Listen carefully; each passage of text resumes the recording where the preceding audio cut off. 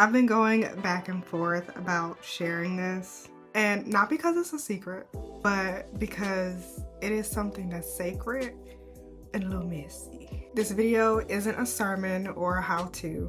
This is just me being honest with where I am with God right now. Because lately, I have been craving more of Him, and I've also felt more disconnected than I've ever felt before. And it's kind of hard to talk about it when it feels like everyone else has their faith figured out. Today I'm going to be using an oldie but a goodie. That's my Morphe 35OM palette. This palette has gotten me through so much. This is one of the first really big eyeshadow palettes I've ever gotten. And as soon as I got this one, I ordered a bunch more. I love the Morphe palettes. But back to what I was saying. I often have these moments where I feel pulled towards God, right? Like something in me just knows that He's here with me. Something in me just knows that I need Him and that I should be building that relationship with Him, but not in a performative way.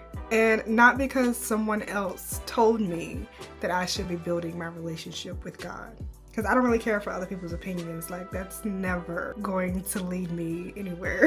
But I often get these feelings, and I know I get these feelings because my soul, my spirit is hungry for more. It just feels like there's something missing from my life. And yet, I don't always act on those feelings. I know. I sometimes push through that thought. I'll avoid it. I'll ignore it, or I'll just get in my head and completely overthink the whole situation. And then I'll start to feel guilty, like I should already be connected. Or I'm like, I shouldn't even be having to debate with myself on this, you know?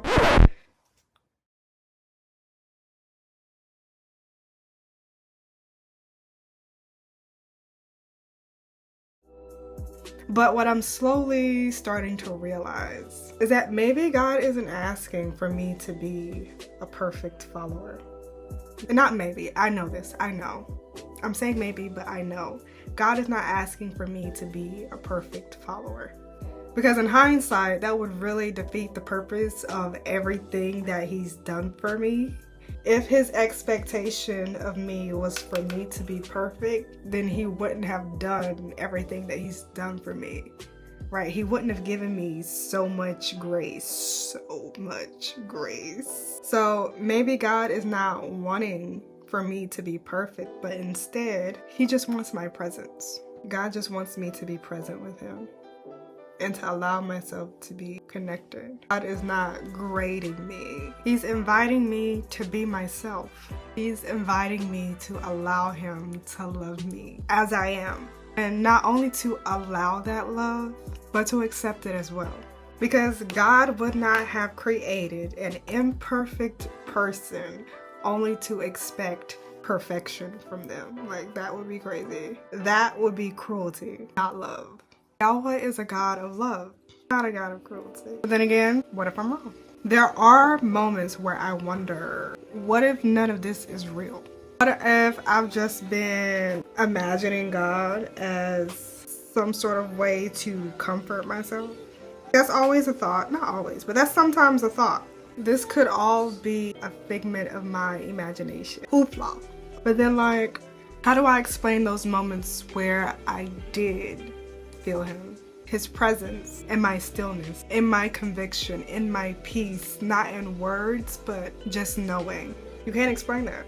And maybe that's where faith comes in, holding space for questions while still choosing to believe.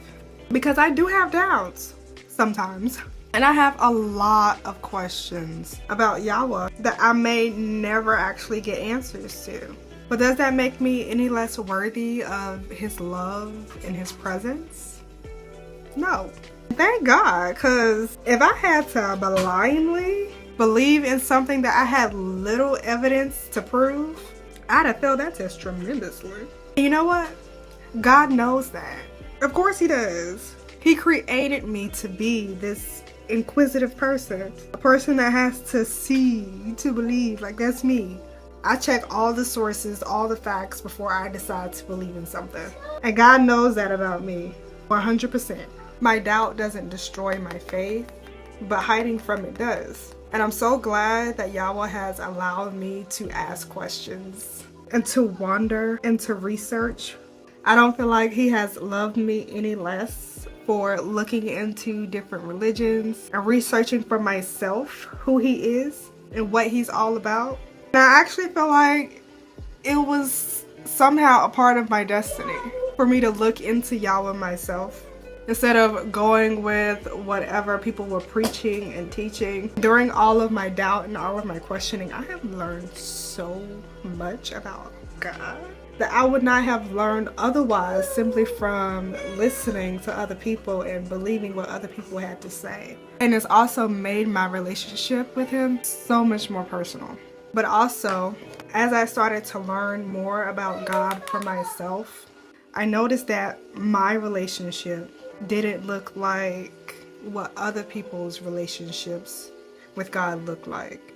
It didn't look like the relationships that I saw from people in church or people on social media, or people that just casually talk about God. Like, I don't have those same talking points. And I also don't have the same look and aesthetic as other people do that have relationships with God. And there is such a hardcore aesthetic for Christians that I just do not fit into.